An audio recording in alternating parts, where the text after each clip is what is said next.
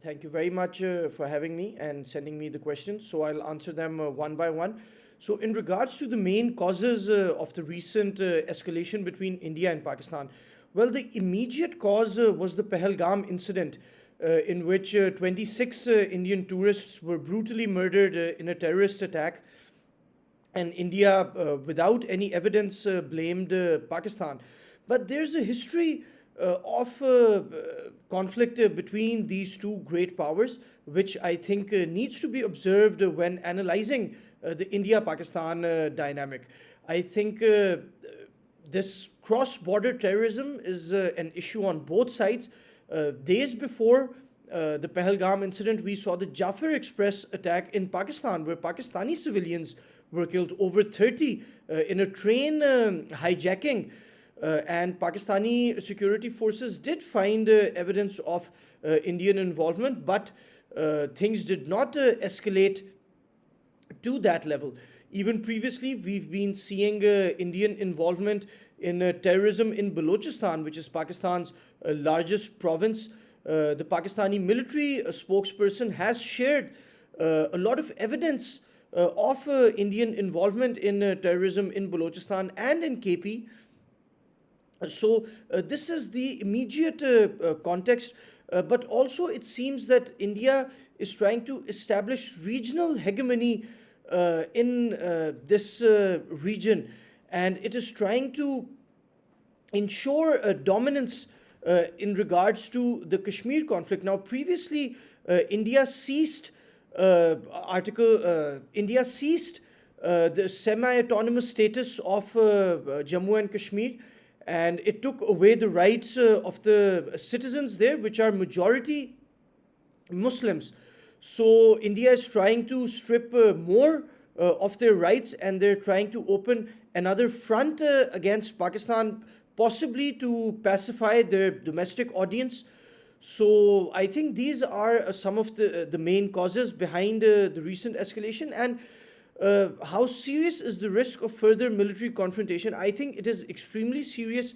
Just 2 days ago, Pakistan's information minister did a late night press conference in which he shared that Pakistan had intelligence that India could attack Pakistan in the next 24 to 36 hours. So I think, yes, it is quite imminent that things will escalate, and India may either ensure an airstrike or escalate this conflict with some other way. Already, the unilateral suspension of the Indus Water Treaty has been termed as an act of war. However, yesterday we saw Pakistan's Deputy Prime Minister stating that Pakistan would not conduct the first strike. So, that I think is very mature, and it ensures strategic stability in this region. Now it's up to New Delhi on how they respond to this peace gesture. And your second question, is there a real threat of the conflict is expanding beyond Kashmir and potentially drawing in third party countries? Well, yes, I think it is quite possible. Pakistan and India have fought wars before, and they did move beyond Kashmir. Even in Lahore, where I am, even this city saw conflict in the earlier decades. So Pakistan and India have a bloody history, and yes, it is quite possible. And yes, third-party countries can definitely get involved if this situation escalates. I think China, which is Pakistan's neighbor and a great security partner of Islamabad, I think they can get involved in this conflict. The United States already is involved in this conflict. Yesterday, we saw Marco Rubio speak to the Pakistani Prime Minister and the Indian External Affairs Minister. So, in a mediation role, I think the United States can possibly play the most important role in this region. And then there are other countries which support Pakistan, like Turkey and Azerbaijan, who provide diplomatic support. And India has a lot of strategic partners like France, which is an arms exporter to New Delhi. So, yes, these third party countries can get involved, not militarily or boots on the ground, but yes, they can have a strong diplomatic role as things move further in the escalation ladder. Now, in regards to your third question, what diplomatic mechanisms could be activated to help de escalate tensions between New Delhi and Islamabad? I think third party mediation by the US is a good start. And already we've seen the State Department take an initiative in this regard. Other than this, the United Nations can play a very positive role. I think this could be discussed in the United Nations Security Council, which could act as a safety mechanism to ensure de escalation. And I think other countries like the Gulf nations, I think they could broker negotiations between New Delhi and Islamabad. Saudi Arabia is a close partner to both nations. The UAE is also a very close partner. So these are some of the diplomatic mechanisms which can be used, with the United States taking the most important role, then the UN, and then Gulf nations also playing a role in de-escalating tensions.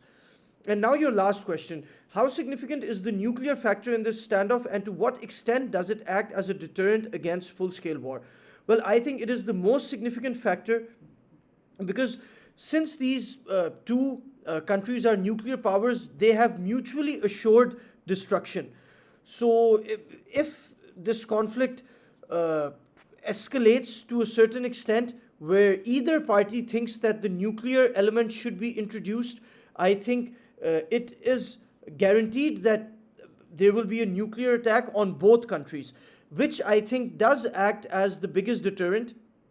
And India, as a larger nation, as a more powerful nation, as an economically more advanced nation, they have more to lose in this regard. So their warmongering is one part, but New Delhi perhaps may not risk an escalated conflict with Pakistan, because they have much more to lose economically in this conflict. Pakistan is a much smaller economy, it's a smaller nation, it has a lesser population, and Pakistan is a battle-hardened country.